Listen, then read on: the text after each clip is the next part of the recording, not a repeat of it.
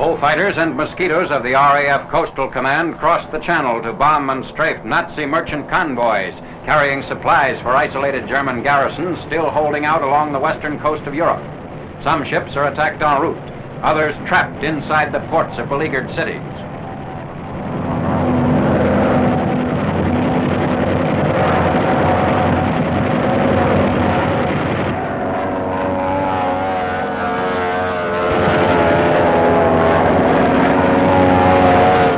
Steadily mounting risks faced Nazi merchantmen as land-sea contact is cut off by Allied bombings of enemy communications on the continent. Homeward-bound bullfighters attack a gas tank.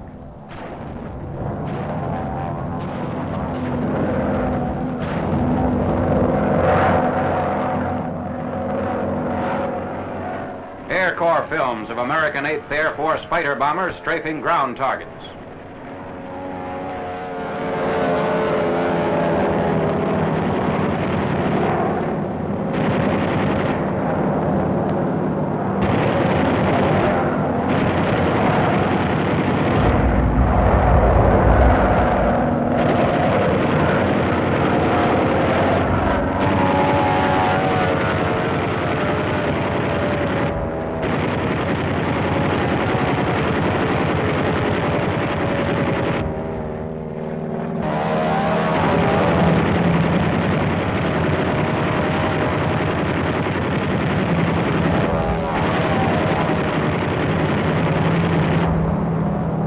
Assault on the Calais garrison.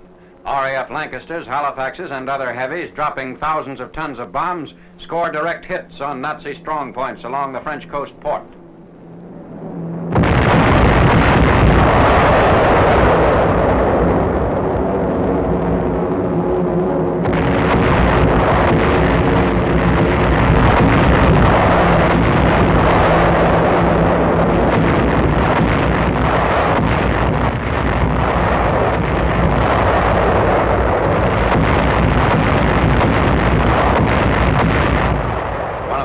Comes down in flames.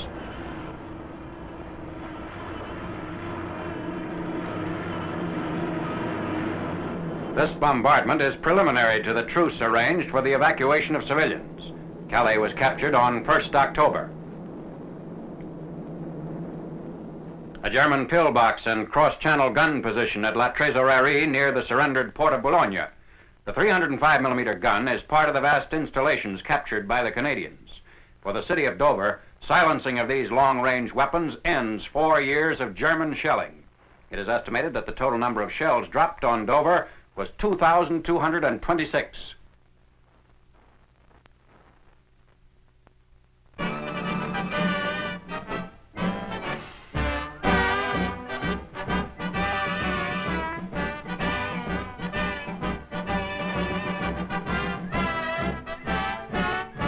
Activities of Ordnance Combat Vehicle and artillery pools behind 1st and 3rd Army lines.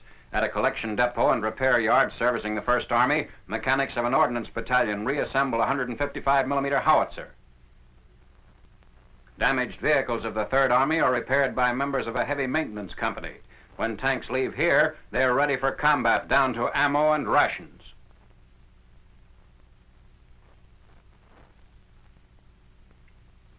Repairing the transmission and final drive of a Sherman tank.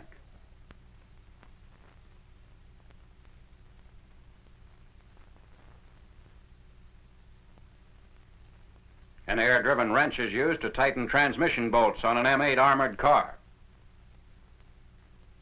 A replacement is necessary for a gun barrel pierced by a 40mm projectile.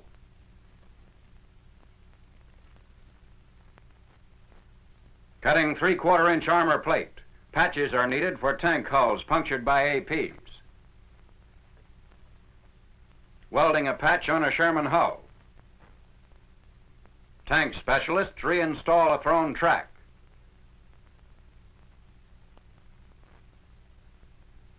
A new radial engine is uncrated and installed in an armored vehicle.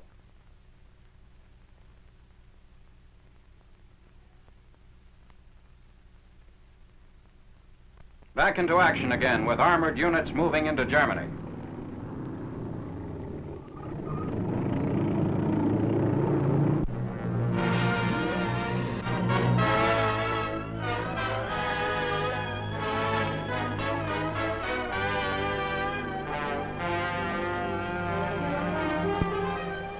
7th Army Infantry spearheads the drive above Belfort and the Gap to southwestern Germany.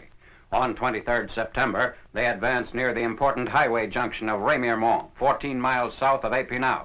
From Remiremont, the attack spreads out along highways leading to the Vosges passes. Moving up to cross the Moselle River, engineer units working in the area help to assure safe and rapid passage for the troops. Ammo is held high and dry as the men wade in. Guide ropes have been rigged up to help the infantrymen across.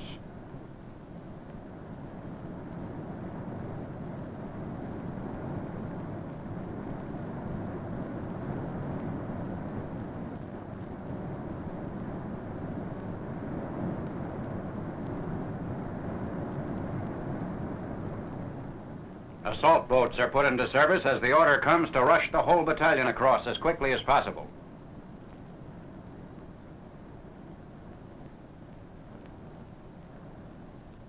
Meanwhile, trucks ford the river, coming back empty to pick up another load of troops.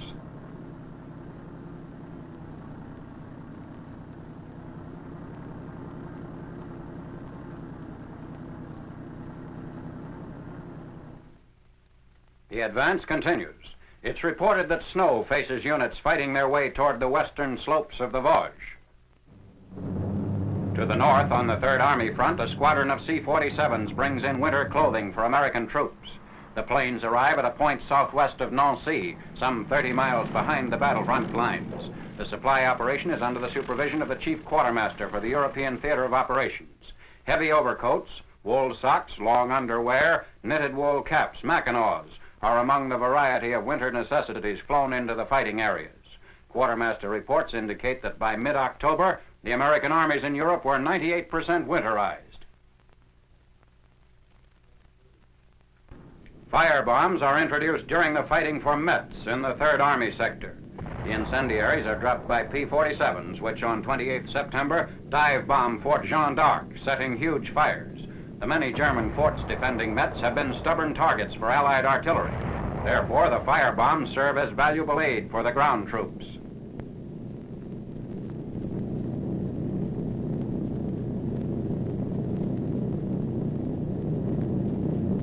On the 1st Army front, German civilians come out of the cellars of a factory in Stolberg, about 6 miles east of Aachen. They'd been in hiding during the week-long house-to-house fighting for the city. Half of Stolberg's 30,000 population had fled before our troops entered on 22nd September. AMG officials have been rounding up Nazi soldiers who disguised themselves in civilian clothes and joined the refugee columns.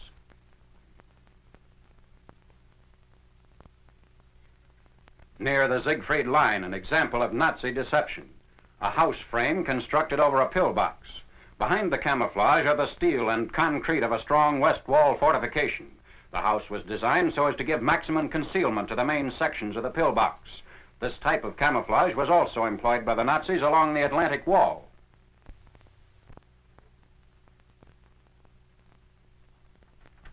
Four and a half miles south of Aachen on 28 September, the Siegfried Line is photographed from the air. Only a few of the pillboxes are seen, as most of them have been sealed and covered to prevent their use by the Nazis in the event of recapture. However, the lanes of dragon's teeth, which were still intact, are shown. They vary from 2 feet in height to 5 feet and are approximately 3 feet square at the base.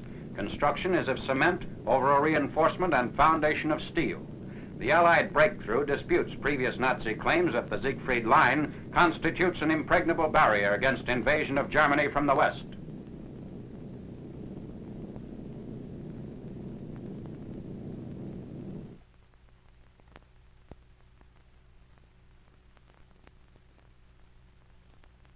German civilians help repair roadways damaged during the breaching of the line. Even as this work goes on, 1st Army units continue the advance that preceded the siege of Aachen.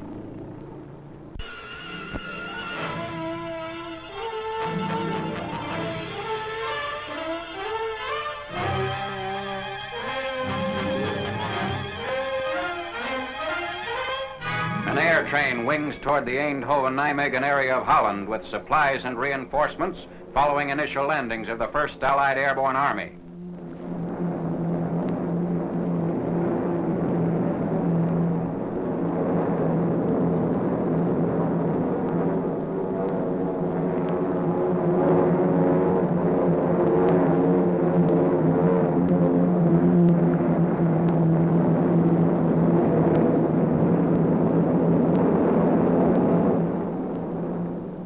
transporting supplies just south of Nijmegen. Here, airborne infantrymen are engaged in securing important bridges and flanking the northern anchor of the Siegfried Line. During the entire Netherlands airborne operation, American planes and gliders alone carried nearly 6 million pounds of supplies and equipment. The following scenes were made with a camera strapped to the chest of a parachutist.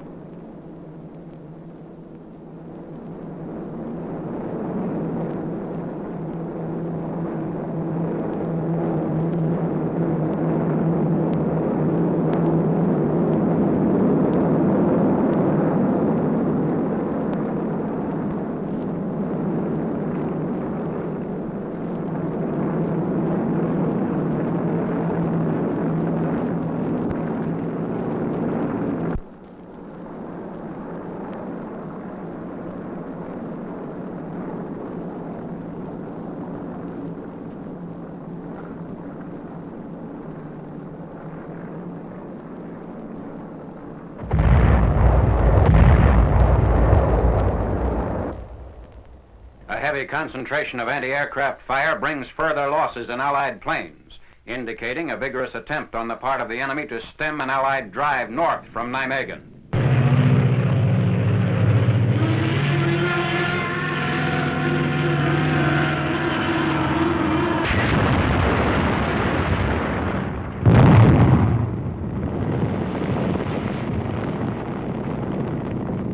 Glider planes bring in reinforcements to help broaden the Eindhoven-Nijmegen corridor and attempt to establish contact with encircled elements of the British 1st Airborne Division on the north bank of the Lek River. Operating with British forces during the whole period of the airborne invasion were nearly 6,000 American planes and gliders. Of this number, less than 3% were lost, despite fierce enemy opposition.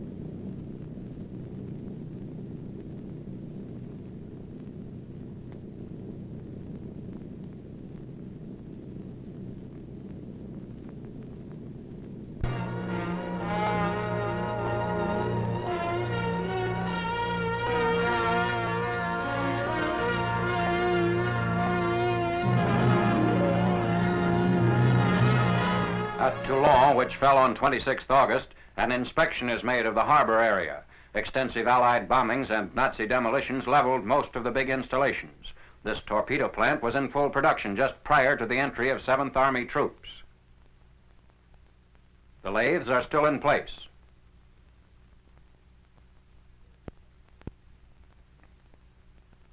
On a mountain overlooking the harbor is Fort de C4, built by the French in 1877 and used by the Germans when they occupied southern France.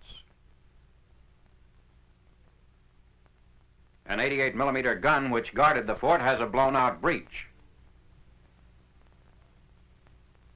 Fort de la Croix-Faron, built in 1873.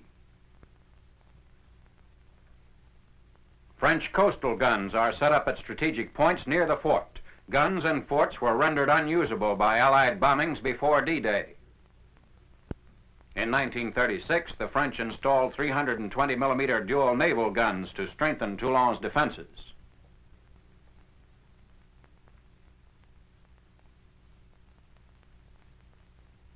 A rangefinder and plotting installation.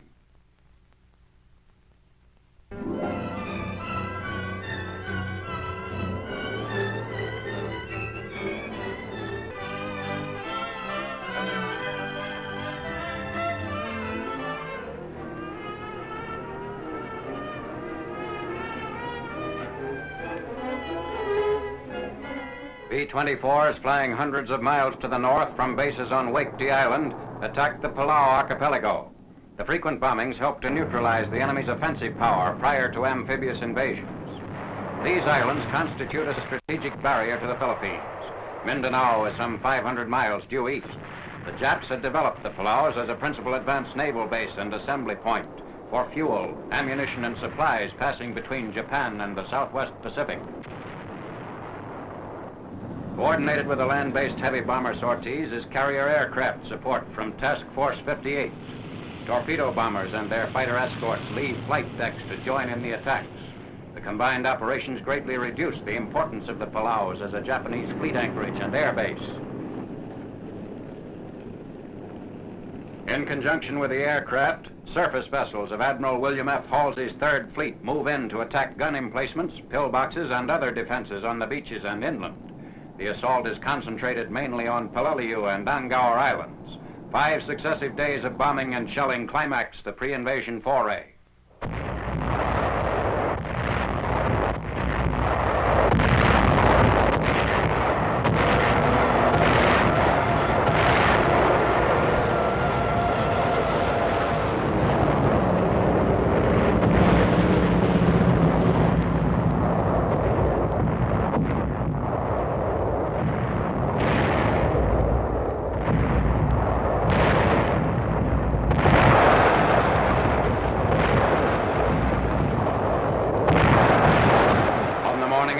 September, initial forces head for Palau for first landings in the Palau group. The shelling of the island continues, supplemented by fire from landing craft.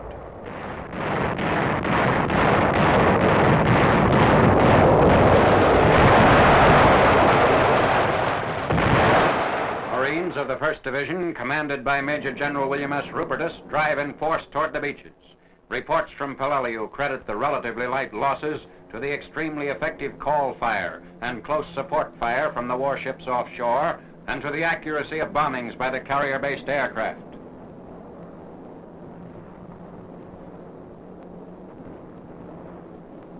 Palau was chosen for the first attack because it contains the best airfield of the archipelago. Within the island, the Jap garrison is holding out in pillboxes, caves, and trenches. The strongest point of resistance is along a low coral ridge, nicknamed Bloody Nose Ridge by the Marines.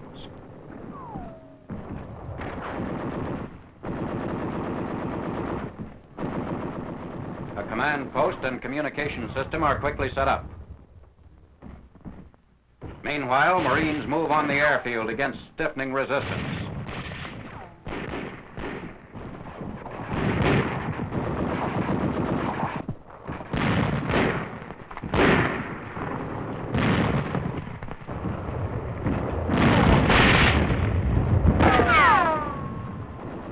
Jap dead in the first 2 days of fighting total 1,458. Our lines advance to the northern and eastern limits of the airfield, which is captured by noon of the 16th.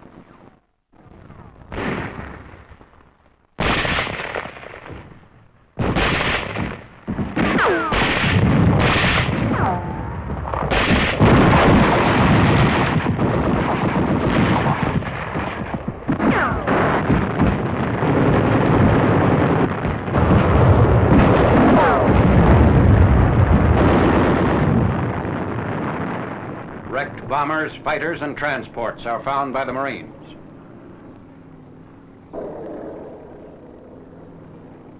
Construction equipment is brought up to the beaches and driven to the airfield.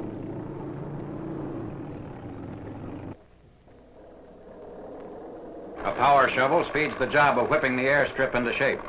Natural coral deposits provide surfacing material.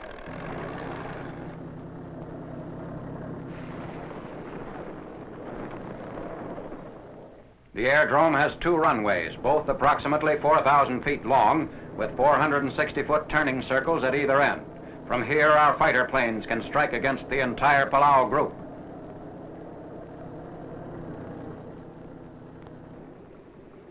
First landings on the captured airfield.